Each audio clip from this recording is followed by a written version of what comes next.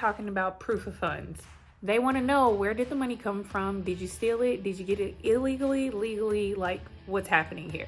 What's up, guys? Welcome back to my channel. If you are new here, I am your favorite LA realtor, Keilah, and we are back with another video. Okay, so when we submit an offer to a seller, when we are buying a house, we are going to submit our offer contract, proof of funds, and our credit score.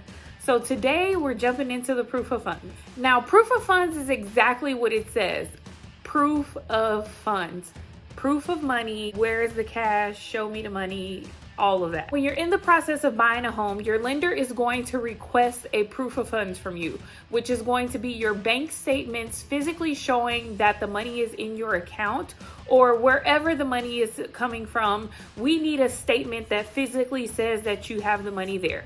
Now, these documents will be authenticated to make sure there is no fraud, no money laundering, and all of that when submitted to the underwriter. Basically, what your lender is going to do, they're going to go over your offer contract, they're going to give you a pre-approval letter, and then they're going to request your bank statements.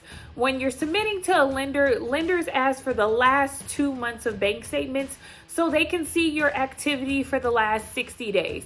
Pretty much they want to know if you actually have had the money, if you got a surprise in your account, if you had a cash deposit. Basically, they want to analyze, like, how sourced is this money? Like, how real is it? Is it actual money that you've been saving from your income, your direct deposits? Or are you selling drugs illegally? Hey, we're not judging. This is a legal process and everything has to be sourced and documented.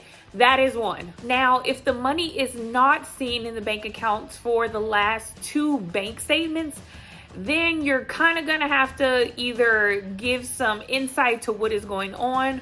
Where did the money come from? On most statements, it will say like the little description part of where the money is coming from, but it just says deposit or like cash deposit or like money from, your cousin.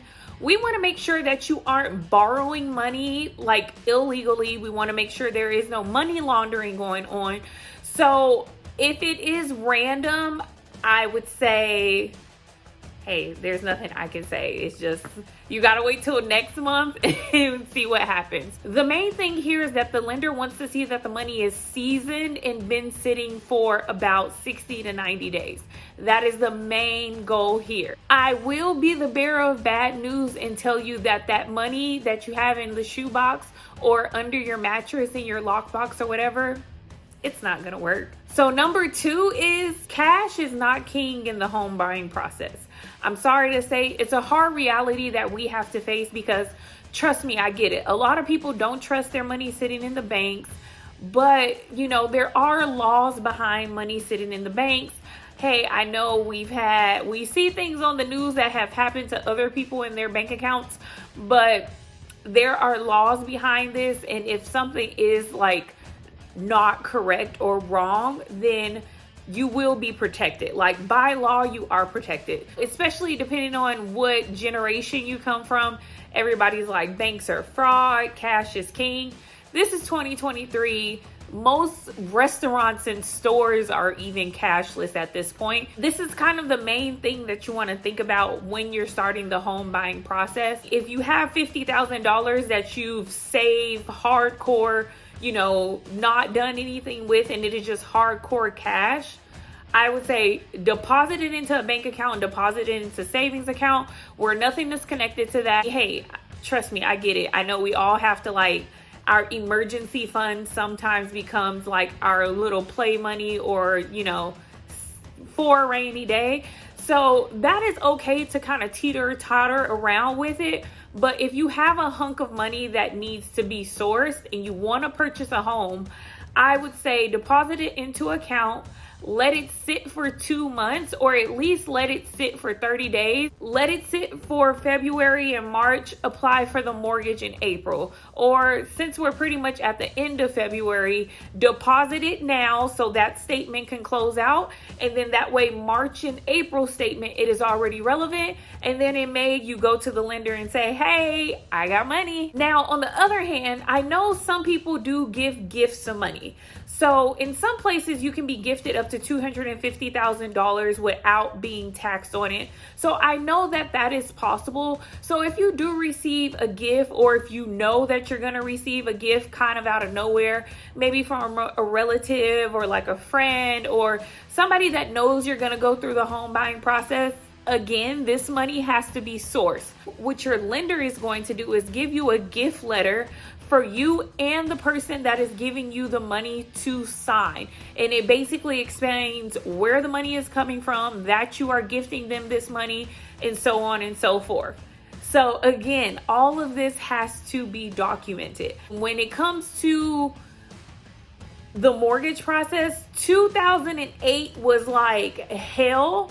So everybody has learned from their mistakes up until now, which is about 15 years later. So now everybody kind of knows the ins and outs of figuring out the whole money situation. And they actually have really strict rules in place because of that. As you guys know, I used to work in escrow, and I've kind of seen it all. I've seen money pop up out of nowhere. And this is also something when you're going through the home buying process. If you are not communicating with your lender openly and effectively, these are things that can affect you in the process. I did go ahead and do a video for down payment options. I'm going to go ahead and link that video at the end of this one, so you can definitely go ahead and see, so you kind of get where I'm coming from with all of these options for the proof of funds. As I said in that down payment video, you can use your 401k, you can use your IRA account, there are other places for you to get your money if you have some type of savings somewhere, or if you even have maybe like an insurance policy that can be pulled from. But you need statements for all of these items. We need to physically see that this money is available and can be extracted from these accounts. Hey, it is 2023 again. All of these companies and all of these places and all of these sources of income, they all come with statements. So you need to provide a statement with whichever attachment that you are going to be using. Again, the bank wants to make sure this money is yours legally, like all the way around. From the top, no cash, no money orders, no Bitcoin, no gold, none of that. If you do have stocks, money held up in stocks and things like this, you need to physically turn this money into cash. So you need to withdraw from these accounts. So you will need to sell off any of your stocks to physically have them deposited into your bank accounts. So again, the money is actual like income. You can't buy a house with Bitcoin. You can't buy a house with gold. Like, hey, I know we're in the future, but not too far ahead now. So all of this money does need to be sourced into actual dollar signs. That is the great thing about it. You can use it, but you have to turn it into actual income dollar signs so it can be deposited into your account and ready to go when the lender is requesting the proof. Now, before even assuming anything, and yes, I am giving you the information here, but if you're interested in buying a home, or if you see it kind of coming, if you foresee it in your very near future, go ahead and reach out to a realtor, but go ahead and locate your realtor of choice and ask them to maybe refer you to a lender, or, whatever they have connections to.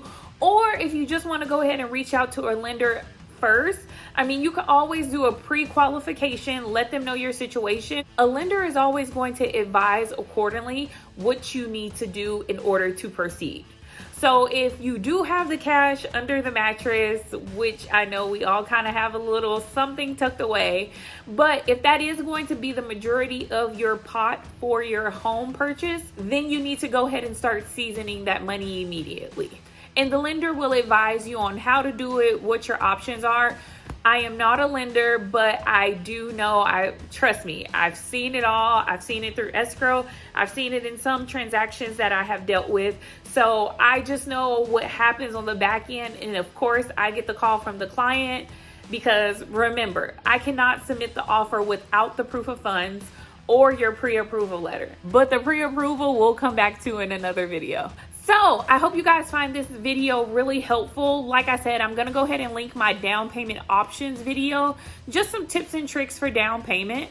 But if you do have questions, feel free to reach out to me or comment below. Make sure you go ahead and subscribe to this video because I am going to be coming with more first-time home buyer tips and tricks. We're actually turning this into a series, so stay tuned.